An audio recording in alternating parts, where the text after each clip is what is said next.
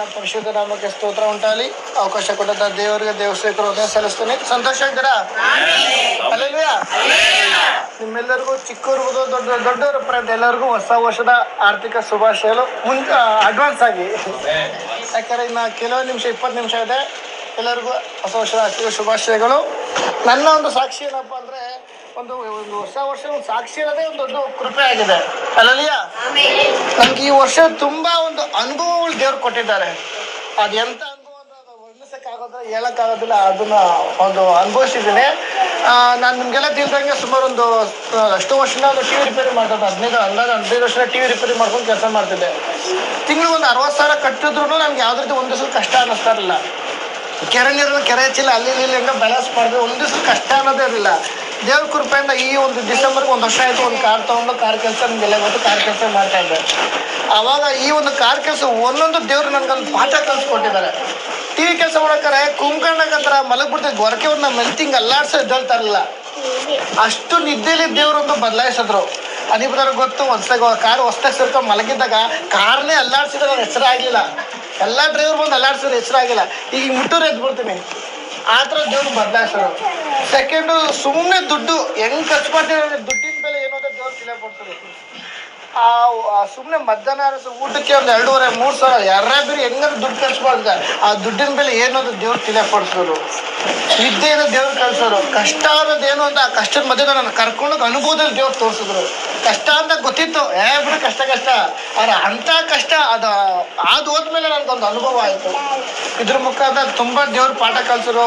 ಅಷ್ಟೇ ಆತ್ಮಿಕವಾಗಿ ಎದ್ದು ನಿಲ್ಸಿದ್ರು. ಬರುವಂಥ ಕಷ್ಟಗಳು ಶೋಧನೆಗಳನ್ನು ಏನಾದರೂ ಫೇಸ್ ಮಾಡುವಂಥ ಧೈರ್ಯ ದೇವ್ರು ಕೊಟ್ಕೊಂಡ್ಬಂದ್ರು. ಇದೇ ಒಂದು ಮುಖ್ಯವಾದ ಸಾಕ್ಷ್ಯ ಇದೆ. ಎಷ್ಟೋ ನೋಡಿದ್ರೆ ಕಳೆದ ದಿನಕ್ಕಿಂತ ಈ ಒಂದು ಅಂತ್ಯ ದಿನದಲ್ಲಿ ಒಂದು ಆತ್ಮಿಕ ಎಷ್ಟೋ ನನ್ನ ದೇವರು ಪ್ರೇರೇಪಿಸಿ ಬೇಕಾದಂತ ಆಲೋಚನೆ ಕೊಟ್ಟು ದೇವ್ರು ನಡ್ಸ್ಕೊಂಡ್ಬಂದ್ರು. ದೇವ್ರು ಮಾಡೋ ಕೃಪೆ ದೇವರು ಸ್ತೋತ್ರ. ಅಲ್ಲಲ್ಲಿಯಾ.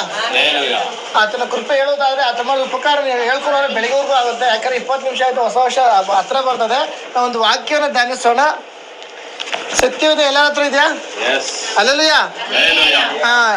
ಇರೋರ ಹತ್ರ ತೆಗ್ದಿರಿ. ಯೆಶಾಯ ಪ್ರವಾದನ ಗ್ರಂಥ 43ನೇ ಅಧ್ಯಾಯ 18ನೇ ವಾಕ್ಯ. 18-19. ಹಳೆ ಸಂಗತಿಗಳನ್ನು ಆ ಯೆಹೋವನು ಹೀಗೆನ್ನುತ್ತಾನೆ, ಓಕೆ, ಹಳೆ ಸಂಗತಿಗಳನ್ನು ಜ್ಞಾಪಕಕ್ಕೆ ತಂದುಕೊಳ್ಳಬೇಡಿರಿ, ಪುರಾತನ ಕಾರ್ಯಗಳನ್ನು ಮರೆತು ಬಿಡಿ. ಇಗೋ ಹೊಸ ಕಾರ್ಯವನ್ನು ಮಾಡುವೆನು, ಈಗ ತಲೆ ದೂರುತ್ತಲಿದೆ, ನಿಮಗೆ ಕಾಣುವುದಿಲ್ಲವೋ? ಸಾಕೋಬಹುದು. ಪ್ರಾರ್ಥಿಸೋಣ. ಮಹಾಪರಿಶುದ್ಧನು ಸರ್ವಶಕ್ತನಾದ ನಮ್ಮ ಪರಲೋಕದ ದೇವರೇ, ಅಪ್ಪ ಈ ಒಂದು ಒಳ್ಳೆಯ ಸಮಯಕ್ಕಾಗಿ ಸ್ತೋತ್ರ ಕರ್ತನೆ. ತಂದೆಯ ದೇವರೇ, ಕೊಟ್ಟಂತ ಆಲೋಚನೆಯ ಸ್ತೋತ್ರ, ವಾಕ್ಯಗಳ ಪದಗಳ ಗುಡಾರ್ಥ ತಿಳಿಪಡಿಸು ಸ್ವಾಮಿ. ನಿನ್ನ ವಾಕ್ಯವಾದ ನಮ್ಮನ್ನು ಬಲಪಡಿಸುವಂಥದ್ದು, ನಿನ್ನ ವಾಕ್ಯವಾದ ನಮ್ಮನ್ನು ಬಿಡುಗಡೆ ಮಾಡುವಂಥದ್ದಾಗಿದೆ ಆಗ. ತಂದೆಯ ದೇವರೇ, ನಿನ್ನ ಆಲೋಚನೆ ಪ್ರಕಾರ ತಿಳಿಸು. ಒಂದೊಂದು ಹೃದಯದ ಅನುಕೂಲಗಳು ಆಗಿರುತ್ತೆ. ನಿನ್ನ ನಡೆಸುವುದಕ್ಕಾಗಿ ಸ್ತೋತ್ರ. ಅದಕ್ಕಾಗಿ ನಿನ್ನ ವಾಕ್ಯಕ್ಕೆ ನನ್ನನ್ನು ತಗ್ಗಿಸಿ ಸಮರ್ಪಿಸಿ ಪ್ರಾರ್ಥಿಸ್ತಾರೆ. ಯೇಸು ನಮ್ಮ ಮೊದಲು ನಾವು ಪಾಶ ತಂದೆ ದೇವರೇ. ಆಮೇನ್ ಆಮೇನ್ ಆಮೇನ್. ಅಲ್ಲೆಲ್ಲೂಯಾ. ಓದಿ ಮದ. ಆ ಯೆಹೋವನು ಹಿಂಗಂತಾನೆ, ಹಳೆ ಸಂಗತಿಗಳನ್ನು ಜ್ಞಾಪಕಕ್ಕೆ ತಂದುಕೊಳ್ಳಬೇಡಿರಿ. ಹಳೆ ಸಂಗತಿಗಳನ್ನು ಜ್ಞಾಪಕಕ್ಕೆ ತಂದುಕೊಳ್ಳಬೇಡಿರಿ, ಪುರಾತನ ಕಾರ್ಯಗಳನ್ನು ಮರೆತು ಬಿಡಿ. ಪುರಾತನ ಕಾರ್ಯಗಳನ್ನು ಮರೆತು ಬಿಡಿ. ಈ ದಿನದಲ್ಲಿ ನಾವು ನೋಡುವುದಾದ್ರೆ ಅದೇನೇ ಒಂದು ವಿಷಯ ಬಂದ್ರು ಒಂದು ಹಳೆಯ ಒಂದು ಸಂಗತಿ ನಾವು ಜ್ಞಾಪಕ ಮಾಡ್ಕೊಂಡು ಬರ್ತಾ ಇರ್ತೀವಿ. ನಾವು ನಮ್ಮ ಒಂದು ಆತ್ಮಿಕ ಜೀವಿತ ಇರ್ಬೋದು, ಭೌತಿಕ ಜೀವಿತ ಇರ್ಬೋದು. ದೇವರೇ, ನಾನು ಹಂಗಿದ್ದೆ ಹಿಂಗಿದ್ದೆ, ನಾನು ಅವಾಗ ಹಂಗಿತ್ತು ಇವಾಗ ಹಿಂಗಿತ್ತು. ಒಂದು ಹಳೆಯ ಸಂಗತಿಗಳನ್ನ ನಾವು ಜ್ಞಾಪಕ ಮಾಡುವಾಗ ಅದಕ್ಕಾಗಿ ದೇವ್ರ ವಾಕ್ಯ ಹೇಳ್ತೆ, ಹಳೆಯ ಸಂಗತಿಗಳನ್ನು ಜ್ಞಾಪಕ ಮಾಡಿಕೊಳ್ಳಬೇಡಿರಿ, ಪುರಾತನ ಕಾರ್ಯಗಳನ್ನು ಮರೆತು ಬಿಡಿರಿ. ಈಗೋ ಹೊಸ ಕಾರ್ಯ. ಇಲ್ಲಿದೆ ಪಾಯಿಂಟ್. ಈಗೋ ಹೊಸ ಕಾರ್ಯವನ್ನು ಮಾಡುವೆನು. ಎಷ್ಟು ಜನ ನಂಬ್ತೀರಾ? ಈ ಒಂದು ಹೊಸ ವರ್ಷದಲ್ಲಿ ಈಗೋ ಹೊಸ ಕಾರ್ಯವನ್ನು ಮಾಡುವೆನು. ಅಲ್ಲೆಲ್ಲೂಯಾ. ಅದಕ್ಕಾಗಿ ಹಳೆಯ ಸಂಗತಿಗಳು ಏನೇ ಇರ್ಬೋದು, ನೀವು ಮಾಡಿರುವಂತ ತಪ್ಪು ಪಾಪಗಳಿರ್ಬೋದು, ದೇವ್ರ ವಿರುದ್ಧ ಮಾತಾಡುವಂತ ಇರೋದು, ನಮ್ಮ ನಡೆದಿರುವಂತ ಆತ್ಮಿಕ ಜೀವಿತ ಇರ್ಬೋದು, ಏನೇ ಇರ್ಬೋದು, ಹೊಸ ವರ್ಷ ಹತ್ರಕ್ಕೆ ಬರ್ತಾ ಇದೆ. ವರ್ಷ ಮುಗಿದು ಹತ್ತು ಹೋಗ್ತಾ ಇದೆ. ಒಂದು ಕೆಲವೇ ಸಮಯಗಳಿದೆ. ಹಳೆ ಸಂಗತಿಗಳನ್ನು ಮರೆತು ಬಿಡಿರಿ. ಅಲ್ಲೆಲ್ಲೂಯಾ. ಪುರಾತನ ಕಾರ್ಯಗಳನ್ನು ಮರೆತು ಬಿಡಿ. ಈಗೋ ಹೊಸ ಕಾರ್ಯವನ್ನು ಮಾಡುವೆನು. ಅಲ್ಲೆಲ್ಲೂಯಾ. ಯಾವ ಹೊಸ ಕಾರ್ಯ ನಾವೊಂದು ನೋಡೋಣ. ಅದೇ ಯೆಶಾಯ ಪ್ರವಾದನ ಗ್ರಂಥ 61ನೇ ಅಧ್ಯಾಯ 1-2 ವಾಕ್ಯ ಓದೋಣ. ಯೆಹೋವನ ಆತ್ಮವು ನನ್ನ ಮೇಲೆ ಅದೇ. ಕರ್ತನಾದ ಯೆಹೋವನ ಆತ್ಮವು ನನ್ನ ಮೇಲದೆ.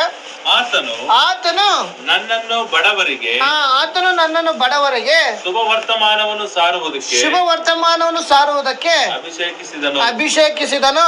ಮನ ಮುರಿದವರನ್ನು ಕಟ್ಟಿ ಮನ ಮುರಿದವರನ್ನು ಕಟ್ಟಿ ವಾಸಿ ಮಾಡುವುದಕ್ಕೂ. ಒಂದು ನಿಮಿಷ ಬರ್ದ. ಇದುವರೆಗೂ ನಾವು ನಮ್ಮ ಮನಸ್ಥಿತಿ ಏನಿದೆ ಪಕ್ಕದವ್ರು ಹೇಳಕ್ ಆಗದಿರುವಂತ ನಾವು ಕಾರ್ಯ ಇರ್ಬೋದು. ಅದಕ್ಕಾಗಿ ದೇವ್ರ ವಾಕ್ಯ ಹೇಳ್ತಾರೆ, ಮನ ಮುರಿದವರನ್ನು ಕಟ್ಟಿ ವಾಸಿ ಮಾಡುವುದಕ್ಕೂ. ಅದಕ್ಕಾಗಿ ಈಗೋ ಹೊಸ ಕಾರ್ಯ ಮಾಡುವನು, ಹಳೆಯದನ್ನು ಮರ್ತು ಬಿಡಿ. ನಿನ್ನ ಮನಸ್ಥಿತಿಯಲ್ಲಿ ನಿನ್ನ ಹೃದಯದ ವೇದನೆ, ನಿನ್ನ ಚಿಂತಾಭಾರ ಇದೇನೇ ಇರ್ಬೋದು. ಒಬ್ಬರು ಪಕ್ಕದಲ್ಲಿ ಹೇಳಕ್ ಆಗ್ತಾರೋ, ಸ್ವಂತದವ್ರು ಹೇಳಕ್ ಆಗ್ತಾರೋ, ಒಡ ಹುಟ್ಟಿದವ್ರಿಗೆ ಹೇಳಕ್ ಆಗ್ತಾ ಇರ್ಬೋದು. ಅದಕ್ಕಾಗಿ ಹಳೆಯ ಕಾರ್ಯಗಳನ್ನು ಮರ್ತು ಬಿಡ್ರಿ. ಈಗೋ ಹೊಸ ಕಾರ್ಯವನ್ನು ಮಾಡುವೆನು. ಅಲ್ಲಲಿಯಾ, ನಿನ್ನ ಮನ ಯಾವ ರೀತಿ ಮುರಿದವ್ರು, ಹೃದಯ ಹೆಂಗೆ ಹೊಡೆದೋ ಇರ್ಬೋದು. ಅಲ್ಲಲಿಯಾ, ಒಳ ಹುಟ್ಟಿದವ್ರಿಗೆ ಹೇಳಕ್ ಆಗದೆ ಇರ್ಬೋದು. ಅಲ್ಲಲಿಯಾ, ಅದಕ್ಕಾಗಿ ದೇವ್ರ ವಾಕ್ಯ ಮನ ಮುರಿದವರನ್ನು ಕಟ್ಟಿ ವಾಸಿ ಮಾಡುವುದಕ್ಕೂ. ಎಷ್ಟು ಜನ ನಂಬ್ತೀರಾ? ಅಲ್ಲಲಿಯಾ, ಇವತ್ತು ನಿನ್ನ ಮನ ಪರಿಸ್ಥಿತಿ, ನಿನ್ನ ಮನಸ್ಥಿತಿ ಏನಾಗಿರ್ಬೋದು, ದೇವ್ರ ವಾಕ್ಯ ಅದನ್ನ ಕಟ್ಟಿ ವಾಸಿ ಮಾಡೋದಕ್ಕೆ. ಅದಕ್ಕಾಗಿ ಈಗೋ ಹೊಸ ಕಾರ್ಯವನ್ನು ಮಾಡುವೆನು. ಅಲ್ಲಲಿಯಾ, ನೆಕ್ಸ್ಟ್ ವಾಕ್ಯ ಓದಿ. ಮನ ಮುರಿದವರನ್ನು ಕಟ್ಟಿ ವಾಸಿ ಮಾಡುವುದು. ಮನ ಮುರಿದವರನ್ನು ಕಟ್ಟಿ ವಾಸಿ ಮಾಡೋದಕ್ಕೂ. ಸೆರೆಯವರೆಗೆ ಬಿಡುಗಡೆಯಾಗುವುದು. ಒಂದು ನಿಮಿಷ. ಸೆರೆಯವರೆಗೆ ಬಿಡುಗಡೆ ಆಗುವುದಕ್ಕೂ. ಒಂದು ಸೆರೆ ಅಂದ್ರೆ ನಾವೇನ್ ಅನ್ಕೋತೀವಿ, ಒಂದು ಸೆಂಟ್ರಲ್ ಜೈಲ್ಗೆ ಹಾಕೋದು ಒಂದು ಸೆರೆನಾ? ನೋ. ಒಂದು ಸೆರೆ ಉದಾಹರಣೆಗೆ ಒಂದು ಈ ಮೊಬೈಲ್ ನೋಡಿದ್ರ, ಈ ಮೊಬೈಲ್ ಎಷ್ಟೋ ಜನ ಅಡಿಪಾಯ ಆಗ್ಬಿಟ್ಟಿರ್ತಾರೆ, ಒಂದು ಬಂಧನ ಆಗಿರ್ತಾರೆ. ನೋಡಿದ್ರೆ ಎಲ್ಲ ವರ್ಷಕ್ಕೆ ಮೊಬೈಲ್ ಇಲ್ಲ ಅಂದ್ರೆ ಜೀವಿಸೋದೇ ಇಲ್ಲ. ವಾಶ್ರೂಮ್ಗೆ ಹೋದ್ರು ಮೊಬೈಲ್, ಊಟ ಮಾಡಕ್ ಹೋದ್ರು ಮೊಬೈಲ್ ಮಾಡ್ತಾರೆ. ಅವರೇ ಇಲ್ದಂಗೆ ಮೊಬೈಲ್ ಒಂದು ದಿವಸಕ್ಕೆ ಕಾಲಿನಾಡು ಒದ್ದಾಡ್ಬಿಡ್ತಾರೆ. ಈಗ ಮನುಷ್ಯರು ನೋಡಿದ್ರೆ ಗಾಡಿ ಒದ್ದಾಡ್ತಾರೆ, ಮೊಬೈಲ್ ಮನೆಗೆ ಸಡನ್ ಅಯ್ಯೋ ಮೊಬೈಲ್ ಕಲ್ದೋಯ್ತು. ಅಲ್ಲಿಗೆ ಮನುಷ್ಯರು ಎಷ್ಟು ಅಡಿಕ್ಟ್ ಆಗಿದ್ದಾರೆ ಅಂದ್ರೆ ಈ ಮೊಬೈಲ್ ಜೀವನ ಇಲ್ಲ ಆ ತರ ಈ ಲೋಕದಲ್ಲಿ ತುಂಬಾ ಅಡಿಕ್ಟ್ ಆಗಿದ್ದಾರೆ. ಅಲ್ಲಿಯಾ, ಆದ್ರೆ ನಾವು ಯಾವ ವಿಷಯದಲ್ಲಿ ಅಡಿಕ್ಟ್ ಆಗಿದ್ವಿ ನಮ್ಮನ್ನ ನಾವು ಪ್ರಶ್ನೆ ಮಾಡಿಕೊಳ್ಳೋಣ. ಅಲ್ಲಿಯಾ, ಅದಕ್ಕೆ ದೇವ್ರ ವಾಕ್ಯ ಅಂತ, ನೀನು ಸೆರೆಯಲ್ಲಿರುವುದಾದ್ರೆ ಅದನ್ನ ತಡೆ ಬಿಡುಗಡೆ ಮಾಡುವುದಕ್ಕೂ ಆತನು ಶಕ್ತನಾಗಿದ್ದಾನೆ. ನಾವು ಯಾವ ವಿಷಯದಲ್ಲಿ ದೇವರೇ ಹೌದು ಅದೇ ಪ್ರಾರ್ಥನೆ ಮಾಡೋಣ ಅಂತ, ಆದ್ರೆ ಪ್ರಾರ್ಥನೆ ಮಾಡಕ್ಕೆ ಲೋಕದ ಆಶೆಗಳು ನನ್ನ ಜೀವಿತದಲ್ಲಿ ಗೊತ್ತಿರ್ಬೋದು. ಅಲ್ಲಲಿಯಾ, ಯಾವಾಗ ಪ್ರಾರ್ಥನೆ ಮಾಡೋಣ ಅಂತ ಮೊಬೈಲ್ ತೆಗಿತೀನಿ, ಅವ್ರು ಪ್ರಾರ್ಥನೆ ಮಾಡಕ್ ಕುತ್ಕೋತೆ, ಅವಾಗ ಮೊಬೈಲಲ್ಲಿ ಒಂದು ರಿಂಗ್ ಟೂನ್ ಬರುತ್ತೆ, ಫೋನ್ ಬರುತ್ತೆ. ಒಂದ್ಸಲ ಯಾರು ಅನ್ನೋದು ನೋಡ್ತೀನಿ, ಅದೆಲ್ಲೆಲ್ಲೋ ಹೋಗಿ ಎಲ್ಲೆಲ್ಲೋ ಕರ್ಕೊಂಡು ಹೋಗುತ್ತೆ. ಅಲ್ಲಲಿಯಾ, ಈ ಮೊಬೈಲ್ ಅಲ್ಲಿ ಎಷ್ಟು ಒಳ್ಳೇದಿದೆ ಅಷ್ಟೇ ಕೆಟ್ಟದ್ದು ಇದೆ. ಇದನ್ನ ಯಾವ ತರ ನಾವು ಯೂಸ್ ಮಾಡ್ತೀವಿ ಅದ್ರ ಮೇಲೆ ಡಿಪೆಂಡ್ ಆಗುತ್ತೆ. ನಾವೊಂದು ದೇವ್ರ ವಾಕ್ಯ ನೋಡ್ತಾ ಇರ್ತೀವಿ, ಸ್ತೋತ್ರ ಅಂತ ನೋಡ್ತಾ ಇರ್ತೀವಿ, ಅದ್ರ ಕೆಳಗಡೆ ಏನೋ ಅಡ್ಜಸ್ಟ್ಮೆಂಟ್ ಬಂತು.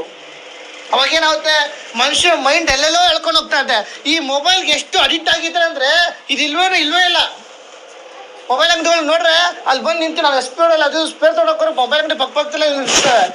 ಅವಾಗ ಯಾರು ಅಣ್ಣ 2 ದಿನ ಆಯ್ತಾನೆ ಡಿಸ್ಪ್ಲೇ ಹೊಡೆದ ಊಟನೇ ಸೇರ್ತಿಲ್ಲ. ಅಯ್ಯೋ ಏನಪ್ಪ ಏನು ನಾನು ನೋಡಿದಾಗ ಊಟನೇ ಸೇರ್ತಿಲ್ಲ, ಫಸ್ಟ್ ರಿಪೇರಿ ಮಾಡ್ಕೊಳ್ಳೋಣ. ಇಷ್ಟ ಆಗುತ್ತೆ, ಪರವಾಗಿಲ್ಲ ಎಷ್ಟನಾಗ್ಲಿ, ಇನ್ನೊಬ್ರು ಮನೆ ಸಾಲ ಮಾಡೋರು ಪರವಾಗಿಲ್ಲ, ನಾನು ಅದು ಮೊಬೈಲ್ ರಿಪೇರಿ ಮಾಡಿ. ಯಾಕಂದ್ರೆ ಅವನು ಅಷ್ಟು ಅಡಿಕ್ಟ್ ಆಗ್ಬಿಟ್ಟಿದ್ದಾನೆ. ಅಲ್ಲಲಿಯಾ, ಈ ದಿನ ನಾವು ಯಾವ ವಿಷಯಕ್ಕೆ ಸರಿಯಾಗಿದ್ದೇವೆ? ಅದಕ್ಕಾಗಿ ದೇವ್ರು ಹಳೆಯ ಕಾರ್ಯಗಳನ್ನು ಮಾಡ್ತಾ ಬಿಡ್ರಿ. ನಾನು ಈಗೋ ಹೊಸ ಕಾರ್ಯನ ಮಾಡುವೆನು. ಈ ಹೊಸ ವರ್ಷ ದೇವ್ರು ಹೊಸ ಕಾರ್ಯ ನಮ್ಮ ಒಬ್ಬೊಬ್ಬರ ಜೀವಿತದಲ್ಲಿ ಮಾಡಲು ದೇವ್ರು ಶಕ್ತನಾಗಿದ್ದಾನೆ.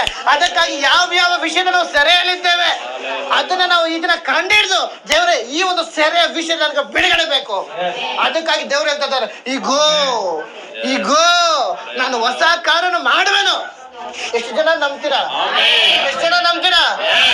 ನಾನು ಯಾವ ವಿಷಯದಲ್ಲಿ ದೇವರೇ ಇಂಥ ವಿಷಯದಲ್ಲಿ ಅಡಿಕ್ಟ್ ಆಗಿದ್ದೇನೆ, ಇಂಥ ವಿಷಯದಲ್ಲಿ ಪ್ರಾರ್ಥನೆ ಮಾಡಕ್ ಆಗ್ತಾ ಇಲ್ಲ, ಪ್ರಾರ್ಥನೆ ಮಾಡಕ್ಕೆ ಕುತ್ಕೊಂಡ್ರೆ ಸಾಕು ದೇವರೇ ಏನೋ ಒಂದು ಬೇಜಾರು. ಅಲ್ಲಲಿಯಾ, ಪ್ರಾರ್ಥನೆ ಕುತ್ಕೋತೀವಿ ಬೇಜಾರು, ಪ್ರಾರ್ಥನೆ ಮಾಡಕ್ ಹೋಗ್ತೀವಿ ಆದ್ರೆ ಮಾಡಕ್ ಆಗ್ತಿಲ್ಲ. ನಾವು ಅನ್ಕೊಂಬೋದು ಯಾರು ಹಿಂಗ್ ಮಾಡಿದ್ರೆ ನಾವು ಅಡಿಕ್ಟ್ ಆಗ್ಬಿಟ್ಟಿದ್ದೇವೆ ಬೇರೆ ವಿಷಯಗಳಿಗೆ. ಅದು ಯಾವ ವಿಷಯ ಅಂತ ನಮ್ಮನ್ನು ನಾವು ಫಸ್ಟ್ ಪರಿಶೋಧನೆ ಮಾಡಿ ದೇವ್ರು ಒಪ್ಪಿಸಿಕೊಳ್ಳೋಣ. ಅದಕ್ಕಾಗಿ ದೇವ್ರೆ ಅಂತ ಈಗೋ ಹೊಸ ಕಾರ್ಯ ಮಾಡುತ್ತೇನೆ. ಈಗ ಹಳೆ ಕಾರ್ಯಗಳನ್ನು ಮರೆತು ಬಿಡ್ರಿ. ಈಗೋ ಹೊಸ ಕಾರ್ಯ ಮಾಡುತ್ತೇನೆ. ನಾನು ನಿನ್ನ ವಿಷಯ ಏನು ಸರಿಯಾಗಿದೆ ಅದನ್ನ ನಾವು ಒಪ್ಪಿಸಿಕೊಡುವುದಾದ್ರೆ ಸೆರೆಯಲ್ಲಿರುವವರಿಗೆ ನಾನು ಬಿಡುಗಡೆ ಮಾಡುತ್ತೇನೆ. ಅಲ್ಲೆಲಿಯಾ, ಅದ್ ಎಂತ ವಿಷಯದಲ್ಲಿ ಇರ್ಬೋದು, ನಿನ್ನ ಶತ್ರು ಅದನ್ನು ಮಾಟ ಮಂತ್ರ ಮಾಡಿ ಒಂದು ಜೈಲಿಗೆ ಹಾಕ್ಬೇಕು ಶತ್ರು ಕಾದಿರ್ಬೋದು, ಎಲ್ಲ ಮನೆಯಿಂದ ಆಚೆ ಹಾಕಿ ನನ್ಗೊಂದು ಹುಚ್ಚನಾಗಿ ಹುಚ್ಚತ್ರ ಓಡಾಡ್ಬೇಕಂದ್ರೆ ಶತ್ರು ಕಾದಿರ್ಬೋದು. ಆದ್ರೆ ದೇವ್ರು ಹೇಳ್ತಾ ಇದ್ರೆ ನಿನಗೆ ಎದುರಾಗಿ ಕಲ್ಪಿಸು ಯಾವ ಆಯ್ತು ಜಯಿಸದು. ಈಗ ಹೊಸ ಕಾರ್ಯವನ್ನು ನಾನು ಮಾಡುವೆನು. ಅಲ್ಲೆಲಿಯಾ, ಹಳೇದನ್ನ ಇದನ್ನ ನಾವು ಮರ್ತು ಬಿಡ್ಬೇಕು. ಹಳೇದನ್ನು ನಾವು ಮರ್ತು ಬಿಡ್ರಿ. ಹೋಗ್ತಾ ಇದೆ ವರ್ಷ, ಇನ್ನೊಂದು 20-30 ಸೆಕೆಂಡ್ ಇದೆ ಅಷ್ಟೇ, 30 ನಿಮಿಷ ಹೋಗಿ ಹೊಸ ವರ್ಷಕ್ಕೆ ನಾವು ಕಾಲಿಡುವಾಗ ಹೊಸ ಕರ ದೇವ್ರು ಮಾಡ್ತಾರೆ. ಅಲ್ಲಲ್ಯ ನಾವು ಅನ್ಕೊಂಬೋದು, ದೇವರೇ ನನ್ನ ಜೀವಿತ ನೋಡೋದ, ನಾನು ಎಷ್ಟೋ ಸಮಯದಲ್ಲಿ ಕಾರ್ ಓಡಿಸ್ಕೊಂಡು ಹೋಗ್ತದೆ, ಸ್ಯಾಟಲೈಟ್ ಹತ್ರ ಹೋಗ್ತಾನೆ, ಹಂಗೆ ಹೋಗ್ತಾ ನಾನು ಹಂಗೆ ಮಲಗಿಬಿಟ್ಟಿದ್ದೀನಿ. 20-30 ನಿಮಿಷ ಕಾರ್ ಹಂಗೆ ಸೈಡ್ ಹಂಗೆ ರೋಡ್ ಅದು ಹೆಂಗೆ ಇದೆ ಕಾರ್, ನನಗೆ ದೇವ್ರ ಕೃಪೆ, ಸಡನ್ ರೋಡ್ ಹಂಗೆ ಸೈಡಿಗೆ ನಿಂತಿದೆ. 20-30 ನಿಮಿಷ ಹಂಗೆ ಇದೆ, ಕಾರ್ ಗಾಜೆಲ್ಲ ಇಳಿಸಿ ಮೊಬೈಲ್ ಇಲ್ಲ ಇದೆ, ನಾನು ಹಂಗೆ ಮಲಗಿದ್ದೀನಿ.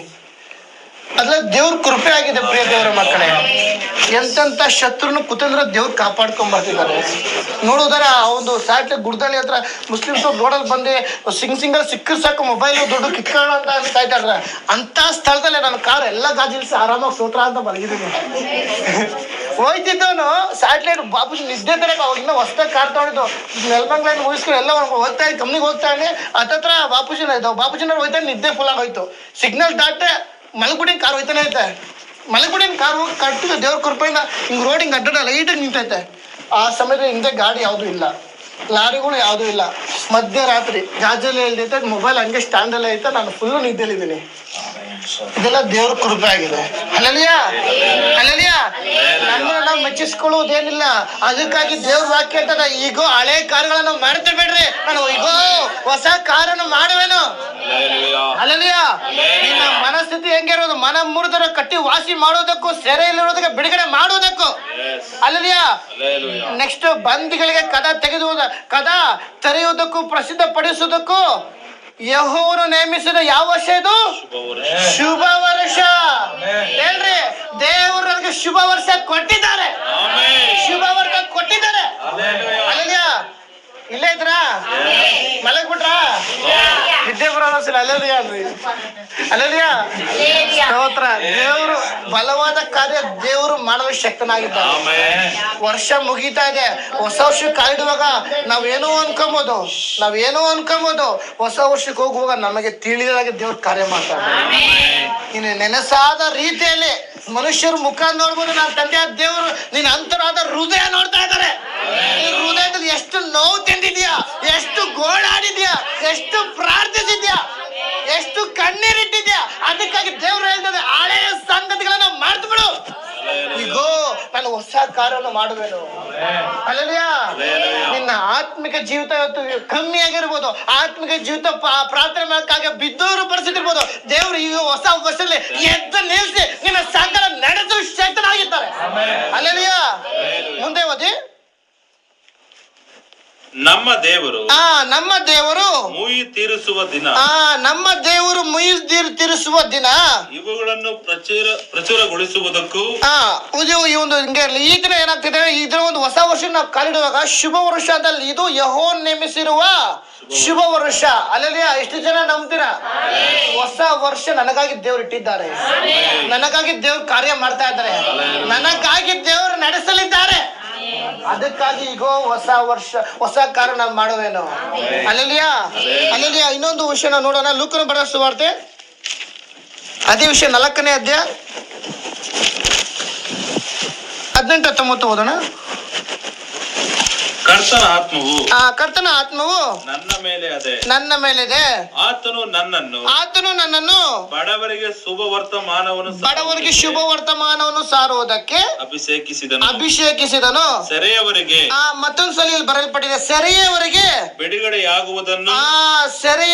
ಬಿಡುಗಡೆಯಾಗುವುದನ್ನು ಮತ್ತು ಕುರುಡರಿಗೆ ಕಣ್ಣು ಬರುವುದನ್ನು ಪ್ರಸಿದ್ಧಪಡಿಸುವುದಕ್ಕೂ ಮನ ಮುರಿದವರನ್ನು ಬಿಡಿಸಿ ಕಳಿಸುವುದಕ್ಕೆ. ಒಂದು ನಿಮಿಷ, ಒಂದು ಪಾಯಿಂಟ್ ಏನಾಗಿದೆ. ಮೊದಲನೇ ಪಾಯಿಂಟ್ ಸೆರೆಯವರಿಗೆ, ನಾನು ಅವಾಗಲೇ ಹೇಳಿದೆ, ಸೆರೆಯವರಿಗೆ ಬಿಡುಗಡೆ ಮಾಡುವುದಕ್ಕೂ.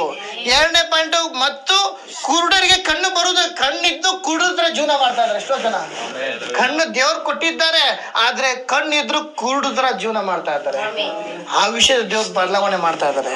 ಮಾತ್ರವಲ್ಲದೆ ಇನ್ನೊಂದು ಪ್ರಸಿದ್ಧಪಡಿಸುವುದಕ್ಕೂ, ಮನ ಮುರಿದವರಿಗೆ ಬಿಡುಗಡೆ ಕೊಡುವುದಕ್ಕೂ. ಬಿಡಿಸಿ ಕಳುಹಿಸುವುದಕ್ಕೂ ಕರ್ತನು ನೇಮಿಸಿರುವ ಶುಭ ವರ್ಷ. ಹೊಸ ವರ್ಷ ಬರ್ತಾ ಇದೆ. ಹೊಸ ವರ್ಷಕ್ಕೆ ನಾವು ಕಾಲಿಡುವಾಗ ನಾವು ಅನ್ಕೊಂಬೋದು, ದೇವ್ರೇ ಏನಿದೆ ನನ್ನ ಜೀವಿತ, ಒಂದು ವರ್ಷಗಳ ಕಾಲ ನೀನ್ ಹಿಂಗೆಲ್ಲ ಕಾರ್ಯ ಮಾಡ್ದೆ. ನೋ, ಆ ಕಾರ್ಯದ ಮಧ್ಯದಲ್ಲಿ ದೇವ್ರು ನಿನ್ನ ಸಂಗಡ ಇದ್ದಾರಲ್ವಾ. ನಾವು ಅನ್ಕೊಂಡ್ಬಿಟ್ಟೆ, ದೇವ್ರೇ ಈ ವರ್ಷ ಹಿಂಗೆಲ್ಲ ನಡೀತು ನನ್ನ ಜೀವಿತದಲ್ಲಿ, ಹಿಂಗೆಲ್ಲ ಹೋಯ್ತು, ಹಂಗೆಲ್ಲ ನೋಡಿದ್ರು ಅದ್ರ ಮಧ್ಯದಲ್ಲಿ ನೀನು ದೇವ್ರು ನಡೆಸಿದ್ರಲ್ಲ. ನಾವ್ ಅನ್ಕೊಂಬೋದು ದೇವ್ರೇ ನನ್ನ ಎಲ್ಲರೂ ಕೈ ಬಿಟ್ಟಂತ ಪರಿಸ್ಥಿತಿ ಆಗೋಯ್ತು. ನೋ, ದೇವ್ರ ಕೈ ಬಿಟ್ಟರೆ ನಾವು ಜೀವನ ಮಾಡ್ತಾನೆ ಇರ್ಲಿಲ್ಲ. ದೇವ್ರ ಕೈ ಬಿಟ್ರೆ ನಾವು ಇಷ್ಟೊತ್ತಿಗೆ ಹಾಸ್ಪಿಟ್ಲು ಮನೆ ಸ್ಮಶಾನವರೆಗೂ ಹೋಗೋ ಪರಿಸ್ಥಿತಿ ಆಗೋದು. ಅಲ್ಲಲಿಯಾ, ಒಂದು ಪಕ್ಷ ಎತ್ತ ತಂದೆ ತಾಯಿನ ಮರೆಯಬಹುದು. ಅಲ್ಲಲಿಯಾ, ಈ ಒಂದು ಹೊಸ ವರ್ಷದಲ್ಲಿ ನಾವು ತೀರ್ಮಾನ ಮಾಡೋಣ, ಹಳೆಯದನ್ನು ಮರೆತು ಬಿಡಿ, ಈಗೋ ಹೊಸ ಕಾರ್ಯ ಮಾಡುವೇನು. ಈ ಒಂದು ವಾಗ್ದಾನ ನಮ್ಮ ಒಬ್ಬೊಬ್ಬರ ಜೀವಿತದಲ್ಲಿ ನಡೆಸಲು ಶಕ್ತ ದೇವರಾಗಿದ್ದಾನೆ.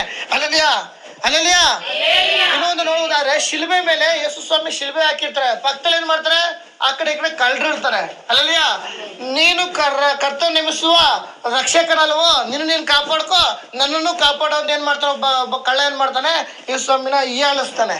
ಇಲ್ಲೇ ಇದ್ರಾ? ಅಲ್ಲಲಿಯಾ, ಹೀಯಾಳಿಸಿದಾಗ ಪಕ್ಕ ಇನ್ನೊಬ್ಬ ಕಳ್ಳ ಇರ್ತಾನೆ. ಅಲ್ಲಲಿಯಾ, ಅವಾಗ ಏನ್ ಮಾಡ್ತಾನೆ, ಮುಚ್ಚು ಬಾಯಿ, ನಾನು ನಮ್ಮ ಭಾಷೆಗೆ ಹೇಳ್ತಾ ಇದ್ದೆ, ಬಾಯಿ ಮುಚ್ಚು. ನೀನೇನೋ ಕಳ್ಳ, ನೀನೇನೋ ಮಾಡಿ ಶಿಕ್ಷೆಗೆ ಅನ್ಭವಿಸ್ತಿದ್ಯಾ, ಆದ್ರೆ ಆತನಾದ್ರೂ ಕರ್ತನಾದ ದೇವರು ಆತನ ಏನೂ ಶಿಕ್ಷೆ ಮಾಡಿಲ್ಲ.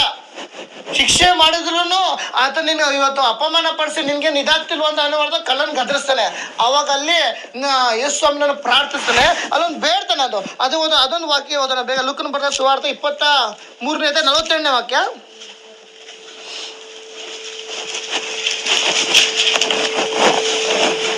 ಬೇಕಾ ಓದಿ.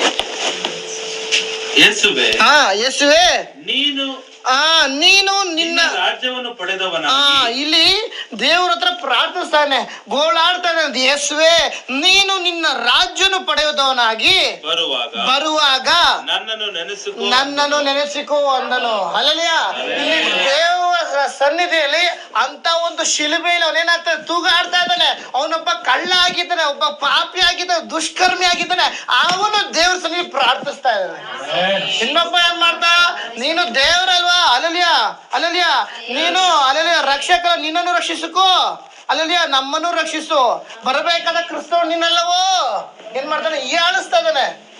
ಇನ್ನೊಬ್ಬ ಏನ್ ಮಾಡ್ತಾನೆ, ಅಲ್ಲಲಿಯಾ ಪ್ರಿಯ ದೇವರೇ ನನ್ನನ್ನು ರಕ್ಷಿಸಪ್ಪ, ನಿನ್ನ ರಾಜ್ಯ ನಡೆದು ಬರುವಾಗ ನನ್ನನ್ನು ನೆನ್ಸ್ಕೋ ಸ್ವಾಮಿ. ಅಲ್ಲಲಿಯಾ,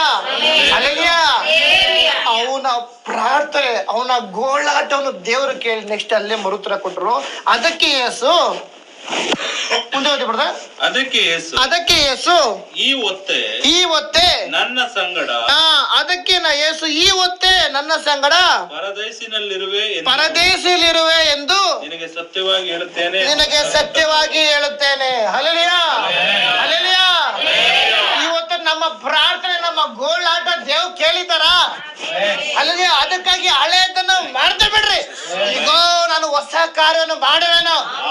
ದೇವರು ನನ್ನ ಪ್ರಾರ್ಥನೆಯನ್ನ ಕೇಳ್ತಾ ಇದ್ರೆ, ನನ್ನ ಗೋಳಾಟವನ್ನು ದೇವ್ರು ನೋಡಿದ್ದಾರೆ, ನನ್ನ ಕಣ್ಣೀರನ್ನ ದೇವ್ರು ನೋಡಿದ್ದಾರೆ, ನನ್ನ ವೇದನೆಯನ್ನ ನೋಡಿದ್ದಾರೆ, ನನ್ನ ಕುಟುಂಬದ ಪರಿಸ್ಥಿತಿ ದೇವ್ರು ನೋಡಿದ್ದಾರೆ. ಈಗ ಹೊಸ ವರ್ಷಕ್ಕೆ ನಾವು ಕುಟುಂಬವಾಗಿ ಕಾಲಿಡ್ತಾ ಇದ್ದೀವಿ. ಆ ಕಾಲಿಡುವಾಗ ಈಗ ಹಳೆಯದನ್ನು ಮಾಡ್ತಾ ಬಿಡ್ರಿ, ನಾನು ಹೊಸ ಕಾರ್ಯವನ್ನು ಮಾಡುವೆನು. ಹಲ್ಲೆಲೂಯಾ, ದೇವ್ರು ನಿನ್ನ ಗೋಳಾಟವನ್ನು ನೋಡಿದ್ದಾರೆ. ಹಲ್ಲೆಲೂಯಾ. ವಿಮೋಚನಾ ಕಾಂಡ 2ನೇ ಅಧ್ಯಾಯ 23ನೇ ವಾಕ್ಯ, ಸ್ವಲ್ಪ ಬೇಗ ಓದಿ.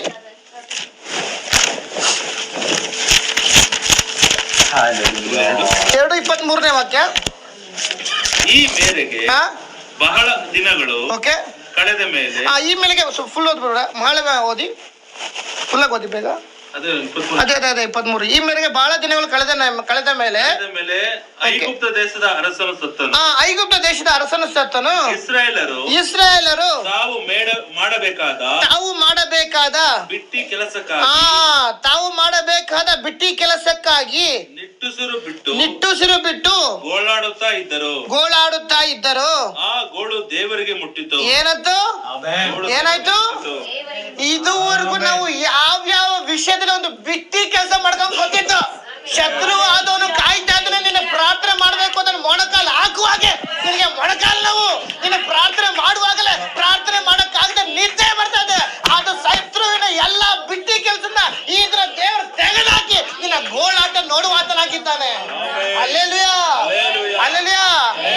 ಅದಕ್ಕಾಗಿ ನೀನು ನಿಟ್ಟುಸಿರು ಯಾವ ವಿಷಯದಲ್ಲಿ ಬಿಟ್ಟಿದ್ಯಾ? ಮನುಷ್ಯಗೊಂದು ಪಕ್ಷ ಗೊತ್ತಿಲ್ಲದೆ ಇರುವುದು, ನಿಮ್ಮ ಒಡ ಹುಟ್ಟಿದವರು ನಿಮಗೆ ಗೊತ್ತಿಲ್ಲದಿರೋದು, ನೀನು ಬಡ್ತಿರುವಂತ ನಿಟ್ಟುಸಿರು ಎಂತದೇ ಆಗಿರ್ಬೋದು, ಆ ನಿಟ್ಟುಸಿರಿನ ಗೋಳಾಟ ದೇವರಿಗೆ ಮುಟ್ಟಿದೆ.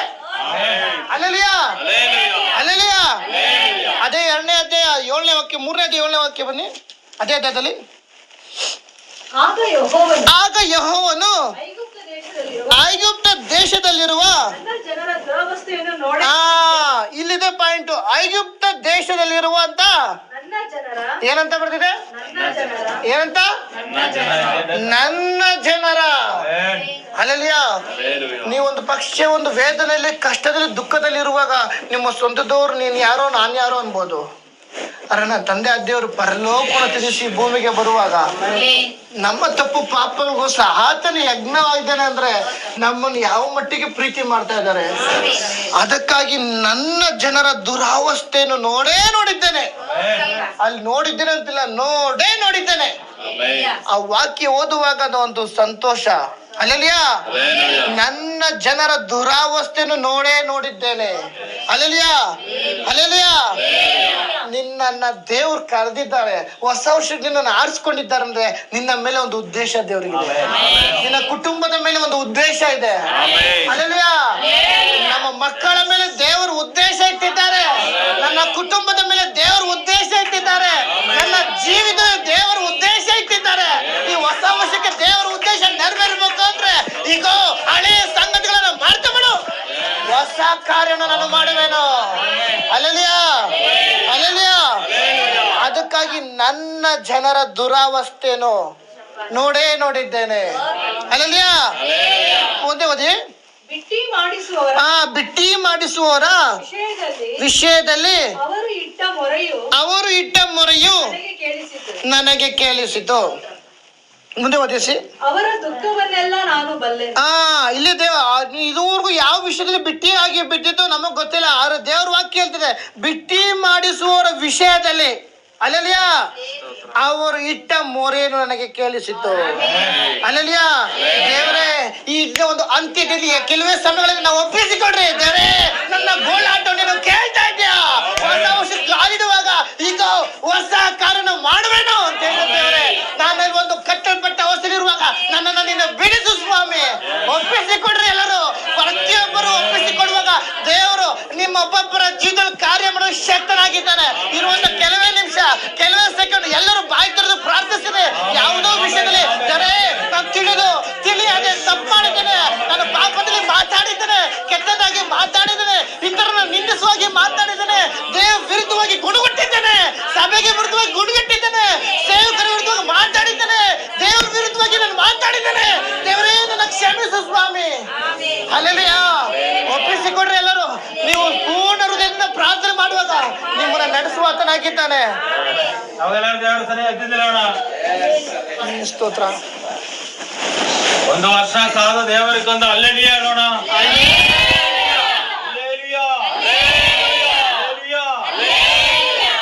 Happy new year. ಎಲ್ಲರನ್ನ ಆಶೀರ್ವದಿಸಲಿ, ಈ ವಾಕ್ಯವನ್ನು ನೆರವೇರಿಸಲಿ. ಆಮೇಲೆ ಕೂತ್ಕೊಳ್ಳೋ.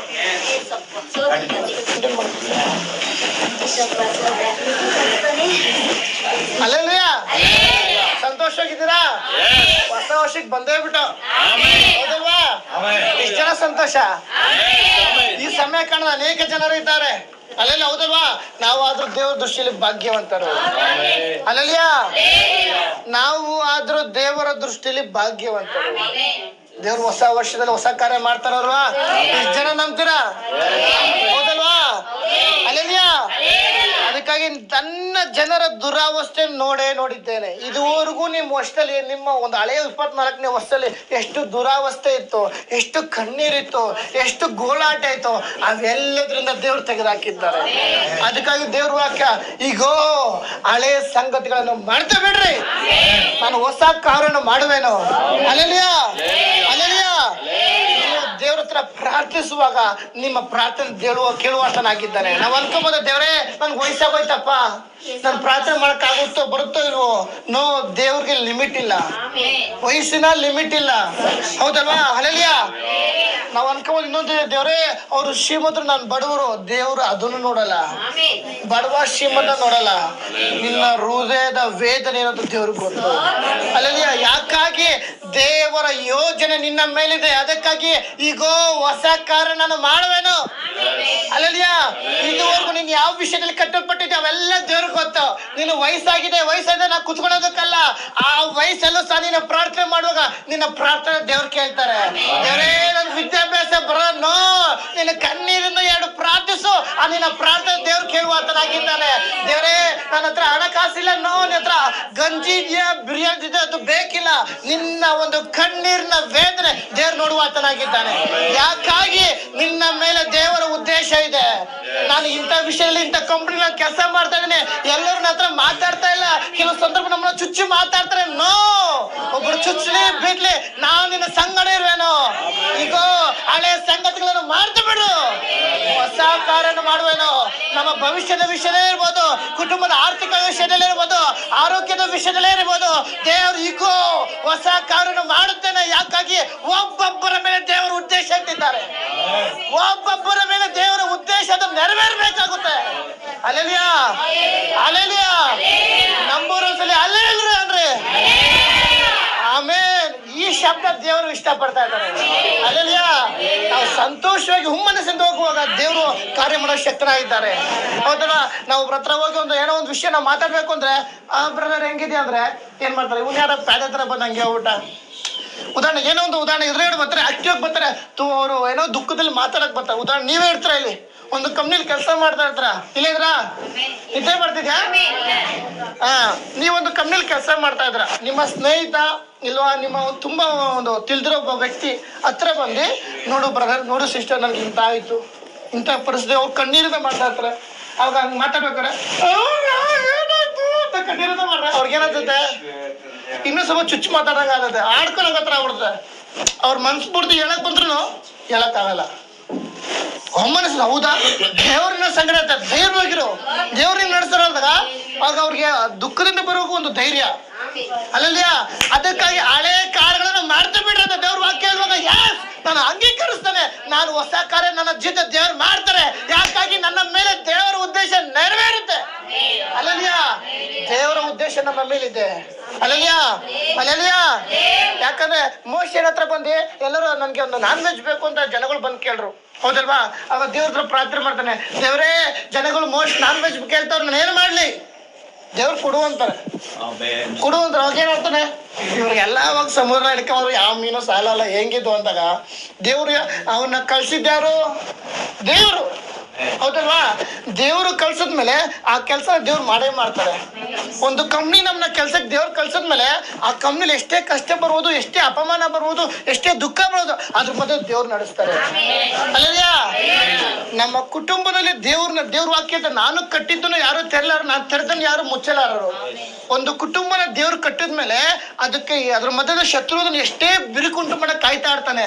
ಅದಕ್ಕಾಗಿ ಶತ್ರುವಾದ ಸಿಂಹದೋಪಾದಲ್ಲಿ ಯಾರನ್ನು ನುಂಗಲಿ ಅಂತ ಕಾಯ್ತಾ ಇರ್ತಾನೆ. ಅದಕ್ಕಾಗಿ ಹಳೆ ಕಾರ್ಯಗಳನ್ನ ಮಾಡ್ತು ಬಿಡ್ರಿ, ಈಗ ಹೊಸ ಕಾರ್ಯವನ್ನು ಮಾಡೋದೇನು ಅಂತ ಹೇಳ್ತಾ ಈ ಒಂದು ವಾಗ್ದಾನ ಹಿಡಿಯುವುದೇ ಆದರೆ ನಿನ್ನ ಜೀವಿತದಲ್ಲಿ, ನಿನ್ನ ಕುಟುಂಬದಲ್ಲಿ, ನಿನ್ನ ಆತ್ಮಿಕ ಜೀವಿತದಲ್ಲಿ ಶತ್ರುಗೆ ಜಾಗ ಇಲ್ಲ, ಸೈತಾನನಿಗೆ ಜಾಗ ಇಲ್ಲ. ಸೈತಾನನ ಗದರಿಸಲಿ, ಆತನ ಹುಟ್ಟಿ ಓಡುವಾಗನು ಎಲ್ಲರೂ ಬಾಯ್ತಿರ್ತಾರೆ, ಶತ್ರುವಿಗೆ ಜಾಗ ಇಲ್ಲ, ಶತ್ರುವಿಗೆ ಜಾಗವಿಲ್ಲ. ಯಾಕೆ ಹೇಳಕ್ಕೆ ಒಂದು ದುಃಖನ, ಶತ್ರುವಿಗೆ ಜಾಗ ಇಲ್ಲ.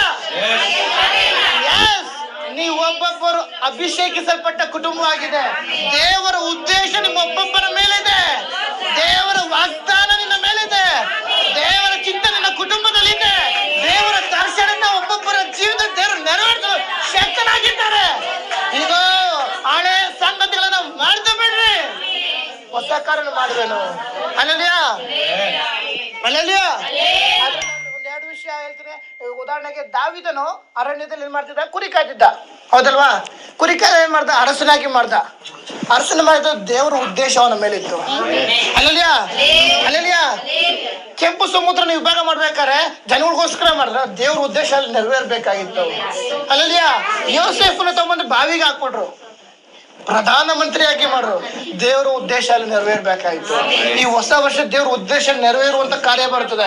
ನಮ್ಮ ಜೀವಿತ ನಾವೇನೇನೋ ಪ್ಲಾನ್ ಮಾಡ್ಬೋದು, ದೇವರ ಆಲೋಚನೆ ನೆರವೇರುತ್ತೆ.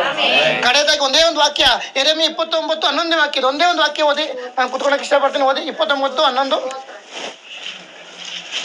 ಯೆರೆಮೀಯ 29:11. ಇವರಿಗೆ ಗತಿಯಾಗಲಿ, ಇವರಿಗೆ ಗತಿಯಾಗಲಿ, ನಿರೀಕ್ಷೆ ಇರಲಿ ನಿರೀಕ್ಷೆ ಇರಲಿ ಎಂದು ನಾನು ನಿಮ್ಮ ವಿಷಯದಲ್ಲಿ ಮಾಡಿಕೊಳ್ಳುತ್ತಿರುವ ಆಲೋಚನೆಗಳನ್ನು ಏನಂತ ಮಾಡಿಕೊಳ್ಳುತ್ತಿರುವ ಮಾಡಿಕೊಳ್ಳಿರುವಂತ ಆಲೋಚನೆ ನಾನೇ ಬಲ್ಲೆನು. ನಾವು ಅನ್ಕೊಂಬ ದೇವರೇ ನಾನು ಇತ್ತಿತ್ರ ಪ್ಲಾನ್ ಮಾಡ್ಬಿಟ್ಟಿದ್ದೇನೆ, ಹಿಂಗ್ ಮಾಡಿದೀನಿ ಎಂದು ದೇವ್ರು ಏನ್ ನೆರವೇರಿಸೋ ಅದೇ ನಡೆಯೋದು ಕಾರ್ಯದು. ಅಲ್ಲಲ್ಯಾ? ಅದಕ್ಕೆ ಇವರಿಗೆ ಗತಿಯಾಗಲಿ, ನಿರೀಕ್ಷೆ ಇರಲಿ, ನಾನು ನಿಮ್ಮ ವಿಷಯದಲ್ಲಿ ಮಾಡಿಕೊಳ್ಳುವಂತ ಆಲೋಚನೆ ನಾನೇ ಬಲ್ಲೆನು. ಅವು ಅಹಿತದ ಯೋಜನೆಗಳಲ್ಲ, ಹಿತದ ಯೋಜನೆಗಳೇ.